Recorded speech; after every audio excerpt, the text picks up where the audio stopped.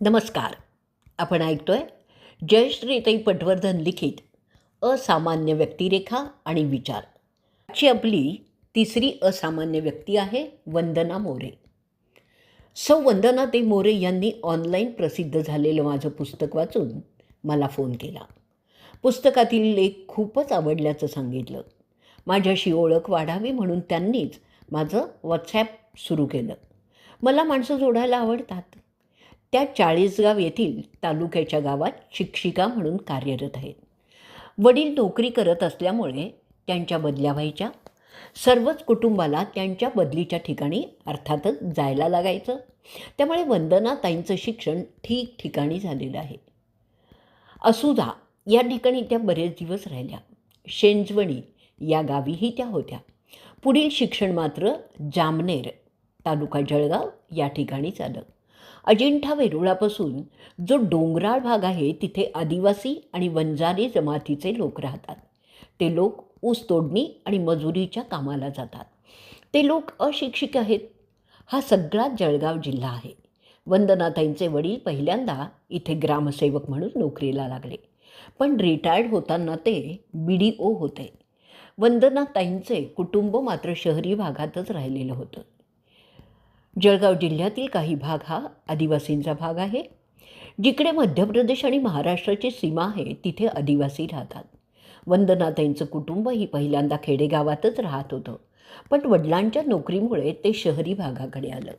त्यामुळे चांगल्या लोकांचा सहवासही त्यांना लाभला होता. चांगलं शिक्षण घेता आलं. वंदनाताई या भिल्ल जातीच्या आहेत. मी त्यांना म्हटलं की भिल्ल हे लोक लूटमार करतात असं ऐकलेलं होतं, ते खरं आहे का हो? त्यावर त्या म्हणाल्या, भिल्ल लोक लूटमार करता हे खरंच आहे, पण ही केलेली लूट ते स्वतःसाठी करायचे नाहीत. इंग्रज आणि सावकार यांच्याकडून चोरलेली संपत्ती स्वातंत्र्य लढ्यात ज्यांनी भाग घेतला आहे ते त्यांना देऊन टाकायचे. यांच्या आईचे वडील खूप सुशिक्षित आणि शिक्षणप्रेमी होते. त्यांनी त्या काळी आपल्या मुलींना शिक्षणासाठी बोर्डिंगमध्ये ठेवलेलं होतं. वंदनाताईंच्या आई आणि मावश्या छान शिकलेल्या आहेत. आईमुळे वंदनाताईंवर शिक्षणाचे संस्कारही झालेले आहेत. यांचे 3ही मामा पण शिकून चांगल्या पदावर काम करत होते. आजोबा आणि आजी यांच्यामुळे त्यांच्या सर्वच कुटुंबाची प्रगती झाली. आजी शिकल्या नाहीत, पण त्या सुगरण मात्र होत्या. वडिलांचे वडील पण शिक्षणप्रेमीच होते. आपल्या मुलांनी शिकावं, चांगली नोकरी मिळवावी असं त्यांना फार वाटायचं. त्यांनी वडिलांची इच्छा पूर्ण केली. भिल्ल लोक स्वातंत्र्य लढ्यात काम करणाऱ्यांना रसद पुरवायचे. श्री गायकवाड सरांनी आपल्या पुस्तकात ही खरी हकीकत लिहिलेली आहे. भिल्ल लोक स्वतःही स्वातंत्र्य लढ्यात भाग घेत असत, पण या जमातीवर लूटमार करणारे लोक असा शिक्का बसलेला आहे. पण वंदनाताईंच्या आजोबांना हे आवडत नसायचं. त्यांनी आपल्या मुलांना शिक्षण दिलं. वंदनाताई देखील BA DED झालेले आहेत. हे उभयता शिक्षक आहेत. यांचे भाऊ आणि भाऊजय पण शिकून नोकरी करत आहेत. वंदनाताईंचा मुलगा आता लग्नाचा आहे. डिप्लोमा इंजिनियर झालेला आहे. पण यांच्या भिल्ल जातीतल्या मुलीही खूपच शिकलेल्या आहेत. त्यांना त्यांच्या इतका शिकलेला मुलगा मिळणं अवघड झालेलं आहे. दोघंही नोकरी करत असल्यामुळे ताईंची सांपत्तिक स्थिती बरी आहे.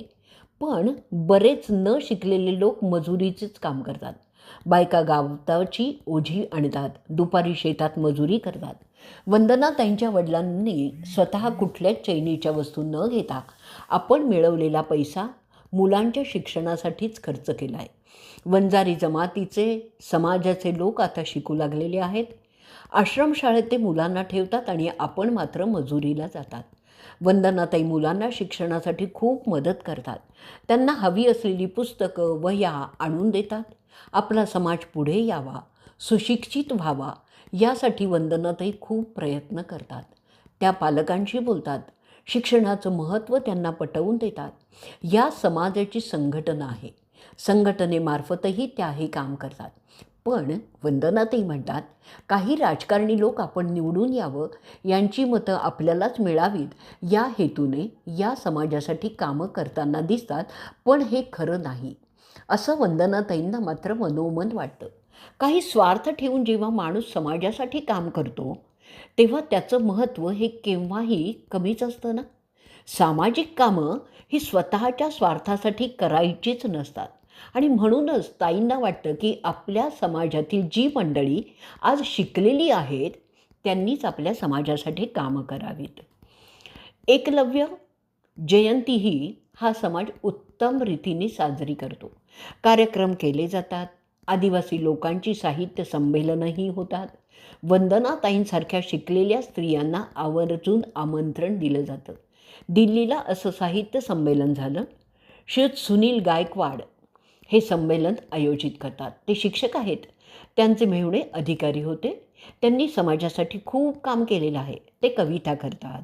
अनेक पुस्तकंही त्यांनी लिहिलेली आहेत. समाज जागृतीसाठी ते सतत झटत असतात.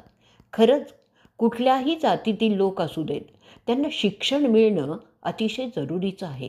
आपल्या समाजासाठी काम करणारी ही माणसं खरोखरच थोरच आहेत. त्यांच्या पुढच्या वाटचालीसाठी आपण त्यांना धन्यवाद देऊयात. त्यांचा फोन नंबर आपल्याकडे नाही आहे, त्यामुळे आपल्याला तो देता येत नाही आहे.